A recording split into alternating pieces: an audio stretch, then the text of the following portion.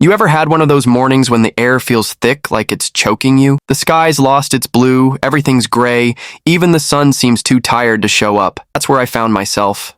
Seattle.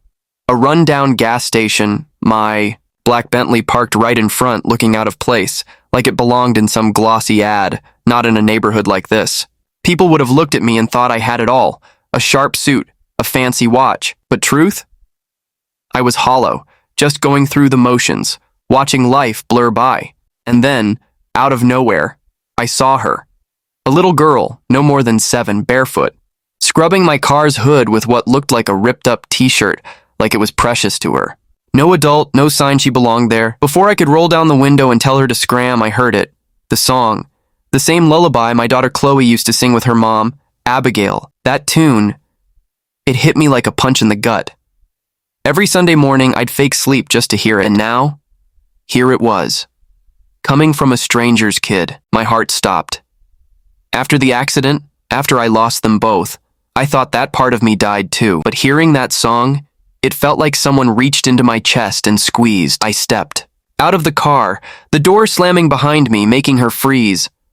Her eyes met mine, dark, deep, like they could swallow you whole. I asked where she'd learned that song, and her answer, it made the world tilt. My mom used to sing it to me before she left. The same name, Abigail Moore, my wife, and that's when everything started to crumble.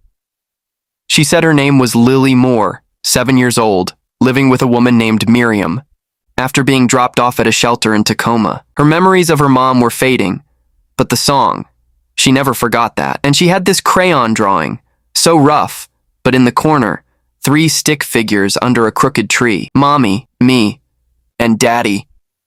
I could barely hold it together. The ground was slipping under me. How? I buried an empty coffin.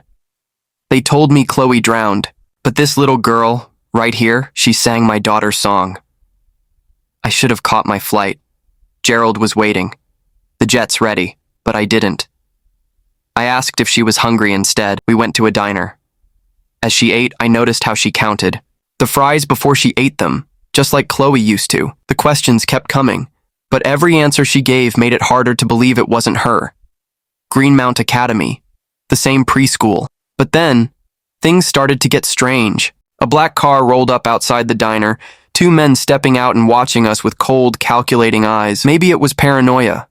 Maybe just a gut feeling. But something in my bones told me this wasn't random. I grabbed Lily's hand, paid for the meal, and rushed her back to the car. My mind was spinning, a whirlwind of possibilities I didn't want to face. One thing was becoming clear, though. Someone didn't want her found, and they were willing to do whatever it took to keep it that way. As we drove, Lily told me Miriam's house was near a church with a bell that rang 3 times in the afternoon. I floored it, the adrenaline coursing through me, dragging old wounds to the surface. It wasn't just a miracle. This was messier than I'd ever imagined, and I was starting to realize it wasn't just loss I was dealing with. It was something far darker. As we neared Miriam's, my phone pinged. Gerald had sent me the hospital records. Abigail's autopsy didn't match the official records at all. The signatures were forged, the paperwork a carefully constructed lie. I wasn't just mourning my wife's death. I was being lied to. They were covering something up. Miriam answered the door, looking like she hadn't slept in years, clutching an envelope to her chest. She told me everything. She'd been working in the ER the day Abigail was brought in, and a man, claiming to be family with fake documents, had taken Chloe from the hospital.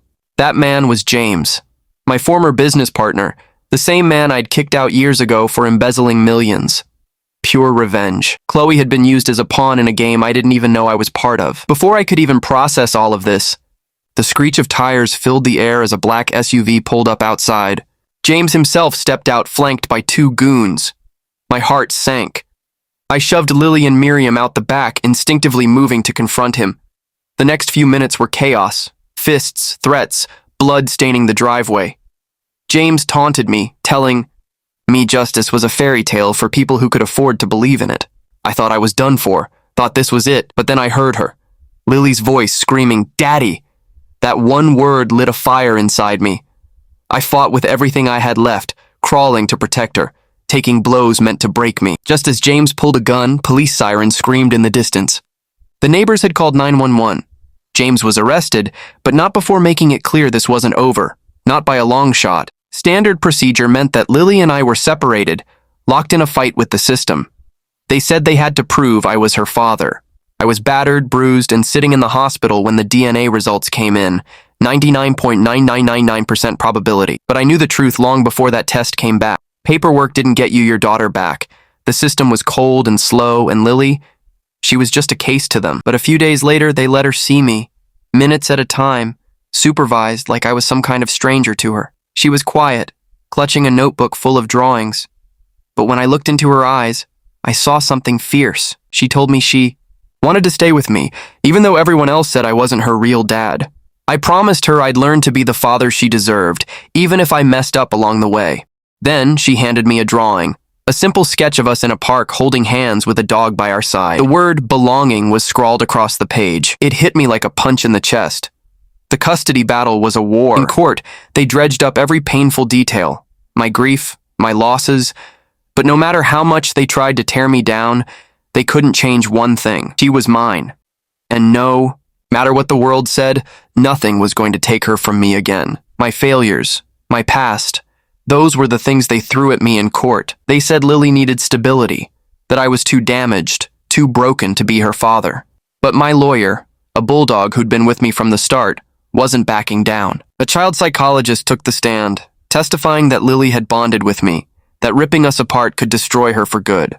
Miriam, too, stepped forward, admitted her mistakes, and said the real decision should be Lily's. She saw in me what every child deserves. A home. But the real twist came when James Whitaker, slippery as always, got released on a technicality. And just like that, he showed up at my house in the dead of night. This time, he wasn't there to fight. He was broken. Guilt, regret, maybe fear of what he'd become. He handed me a USB drive. Inside were emails, recordings, everything. Enough to blow the lid off the cover-up and free Lily for good. If you report me, I understand, he said. But do this for her, not for revenge. And just like that, he vanished into the night. The next day, the courtroom was packed. Media, activists, everyone hungry for a show. The judge, newly assigned after the first one was accused of bias, gave me a chance to speak. I stood there trying to gather my thoughts. This isn't about perfection, I told him. It's not about fixing the past. It's about showing up, choosing to love, even when you're scared. The prosecutor, faced with overwhelming evidence, had no choice but to withdraw all objections. The judge ruled that Lily Moore, birth name Chloe Caldwell, was my daughter. Full custody. Case closed. And just like that, she ran to me, her arms around my neck, calling me daddy. After everything, after all the pain, the loss, the violence, what mattered most was that moment. Walking out of that courtroom with my daughter. Finally free. Before we left town, Miriam gave Lily a bracelet, one her mother had left behind, a piece of gold engraved with her name, Cleo. Lily asked if she could still be both. I told her she could be anything she wanted to be. We moved into a new house, just the two of us and a golden retriever puppy she'd already named Sully. I wrote a letter to Abigail and buried it beneath a young tree we planted out back. I promised her I would protect Lily, love her like she deserved. And you know, after everything, I still don't have all the answers. I don't know about justice, forgiveness, or why some people do what they do, but what I do know is this. Sometimes life hands you a second chance and all you can do is take it and hold on tight. So what would you have done in my place? Was justice really served? Or did the system just get lucky this time? I want to hear what you think. Drop a comment below. Tell me what you'd call justice and whether you believe in second chances. Because for us, this is just the beginning.